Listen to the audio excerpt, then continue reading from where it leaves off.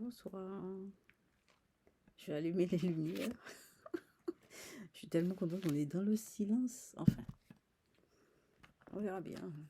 On commence. On va allumer les bougies.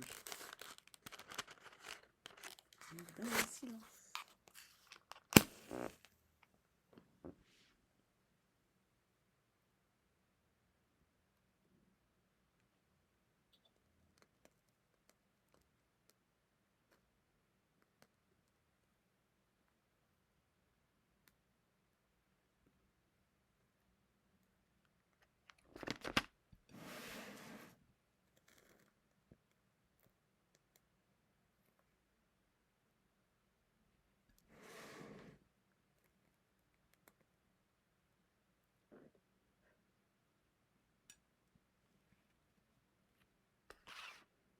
Et voilà, tout est fait.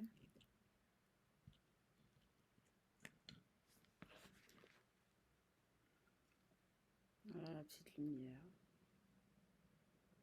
On va mettre un peu de lumière. Voilà.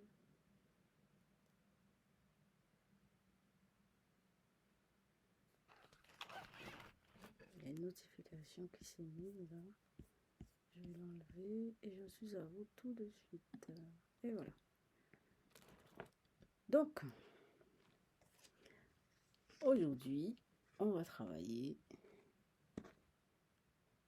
la roue de la fortune.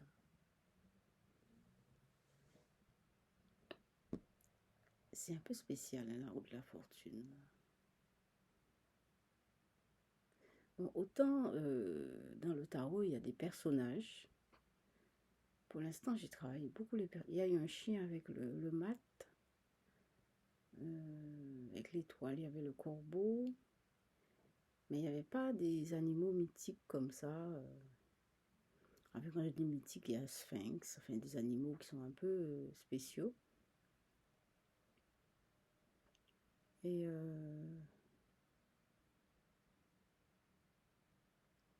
ouais. Et donc il y a trois animaux. Hein. Il n'y a que des animaux là, déjà.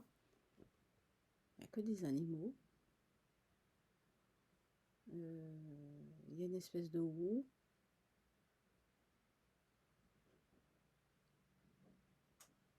Avec une manivelle. Et il y a la couleur chair. Alors moi je vois pas sur l'écran ce que c'est. Ce que représente la couleur chair vraiment. Alors la roue est de couleur chair. Ok.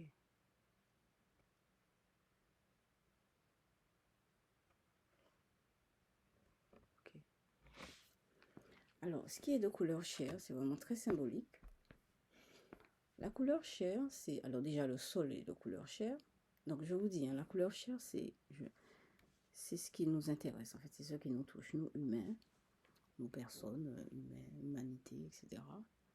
Dans l'existence. Donc ça, c'est la couleur chair. Au sol, c'est la couleur chair.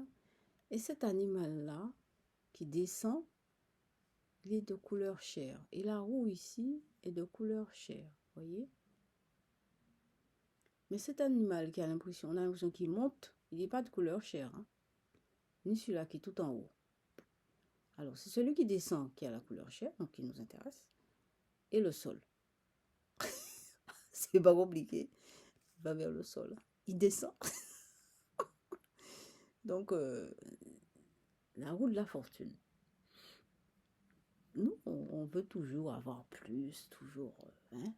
On veut toujours avoir plus. C'est quand on fait quelque chose, quand on a... C'est-à-dire, on a toujours des envies d'avoir plus. C'est dingue, hein? C'est ça. On a toujours des envies d'avoir plus, machin. Mais dans ce qu'on a, on peut perfectionner ce qu'on a. On peut avoir un peu. On va avoir un petit peu. Et perfectionner ce qu'on a. On va en avoir beaucoup. Quand on a beaucoup, c'est gênant. Plutôt gênant, hein? On ne sait pas où aller quand on a beaucoup. On a trop. Quand on a beaucoup, ça va vers le trop. Moi, enfin, je dis ça pour moi. Moi, quand j'ai besoin, ça dépend de mon équilibre. Je préfère avoir peu.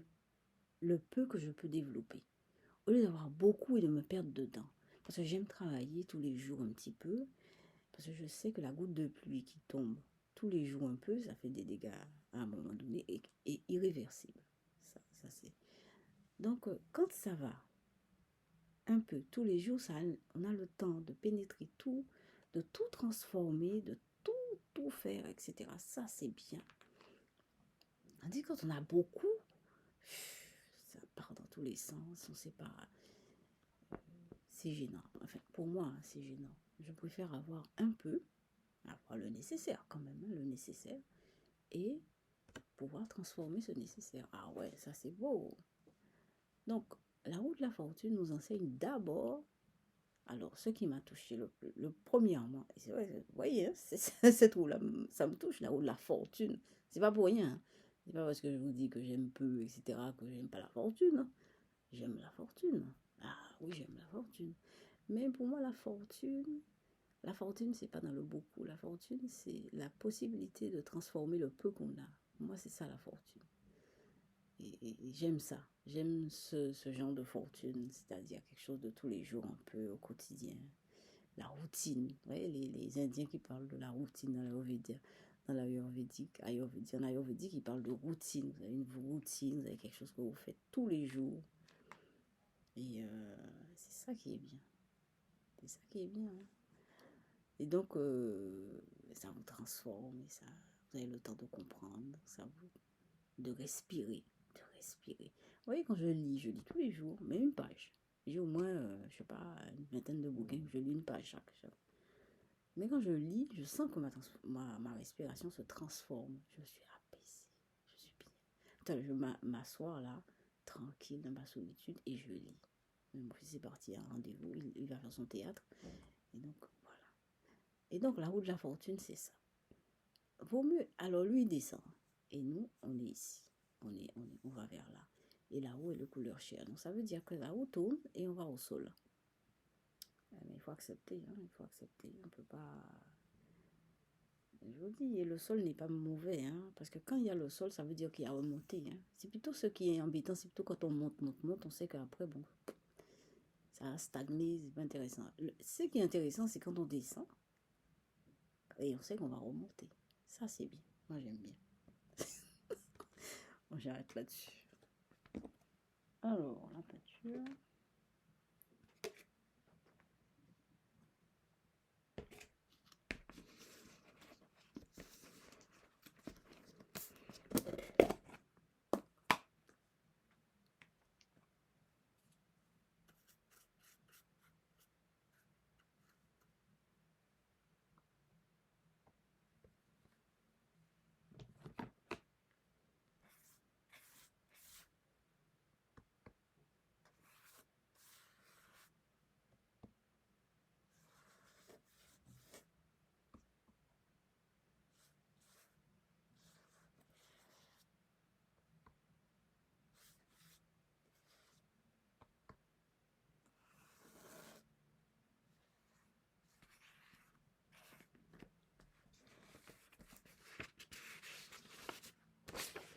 Premier geste.